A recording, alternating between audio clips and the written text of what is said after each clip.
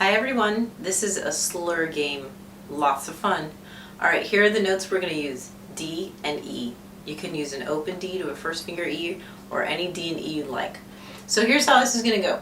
The first thing we're going to do is slur two notes at a time. D, E, D, E. Ready? Go. D, E, D, E. Keep going. D, E, D, E. Two more. One, two. Okay, once you're comfortable with that, let's do three notes slurred. Same two notes though, D and E, but three notes at a time. 1, 2, 3. 1, 2, 3. 1, 2, 3. 1, 2, 3. Are you confused? If you are, slow down. Pause, try it by yourself, come back. Now you can change the notes if you want to make it a little bit less confusing. If you're confused about when to change from D to E, you can go open, 1, 2, open, 1, 2, open, 1, 2, one more. The point is to get your bow moving really slowly. So don't worry too much about what notes you're going to play. You do have to change the notes though, because otherwise how are you going to know when the slur is happening if it's the same note the whole time? Okay, now I want to try 4 notes slurred. This time let's go back to only D and E. Ready? Go. 1, 2, 3, 4. Now up. 1, 2, 3, 4. Now down. 1, 2, 3, 4. Up. And maybe pause and do that a whole bunch more times if you felt like you needed a little bit more time. Again, you can change the notes if you want. Have fun with it, but the idea is to get your bow moving really, really slow. Now, there are some slur traps I need to tell you about. Let's back up to the one where we did 3 notes at slurred, 3 notes at one time. They're in one bow. Picture 3 quarter notes. Do you have that in your head? Picture 2 of them slurred. Let's do the first 2. And the last one's by itself.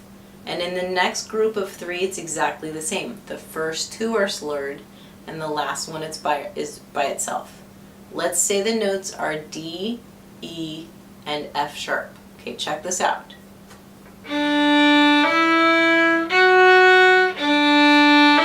Make sense? 2 down, 1 up.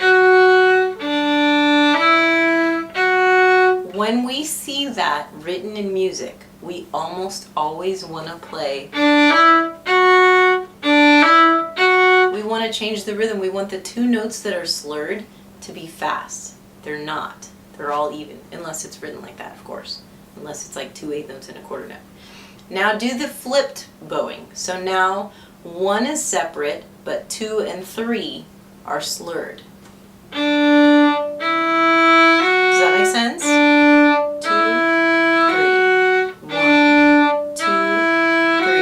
Do that a million times. And again, if you saw that in the music, you might want to go.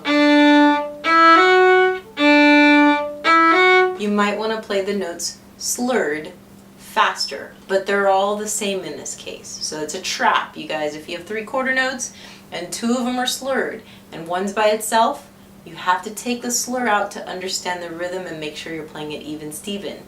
Then add the bowing in, make sure it doesn't throw your rhythm off. Okay, I'm going to do the same trap with 4 notes. Picture 4 eighth notes. The first 2 are slurred, the second 2 are separate. Then it happens again, okay? Watch.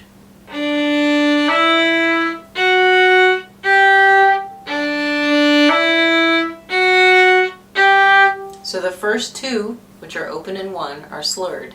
And then I'm going to use F sharp and G for the separate notes, just to make it a little less confusing. Okay, try it with me. Ready? Go. Slur, separate, separate, slur, separate, separate. 2 more.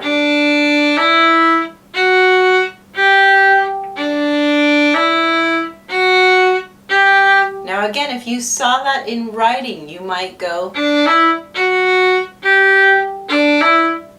or something like that. You might want to play the notes that are slurred faster. So again, take the slurs out to really understand the bowing, because if you saw that by itself as 4 of the same type of note, eighth note, quarter note, whole, half note, doesn't matter.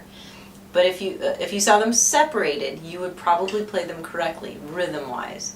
But if you saw 2 slurred and 2 not slurred, or some weird slur, maybe 3 and 1 even, 3 slurred and then 1 by itself, again, we always want to play, I shouldn't say always, we usually want to play the 3 that are slurred or the ones that are slurred faster. Let's try 3 slurred and then 1 separate. Same notes. Ready? Go.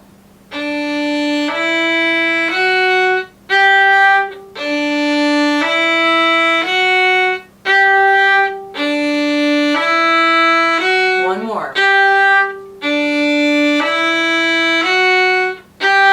Now this is a big bow distribution trap. What is she talking about? We have to really think about distributing our bow evenly. So on the down bow I'm pulling slow, but then on the up bow I'm pulling fast. Because if I don't, look what happens.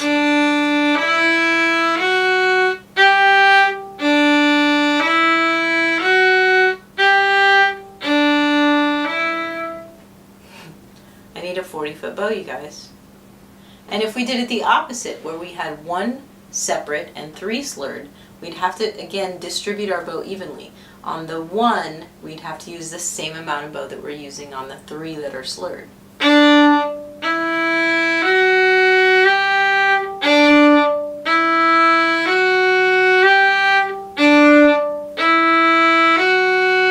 One more.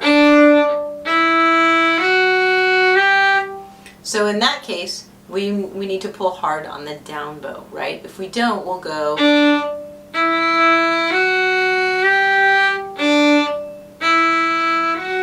And we'll need another bow, a longer bow in the other direction. Okay, so take your time with these slurs, separate them out, pause the video, do one at a time, whatever you need to do to get used to these bow directions or bowings. All right, thanks, have fun.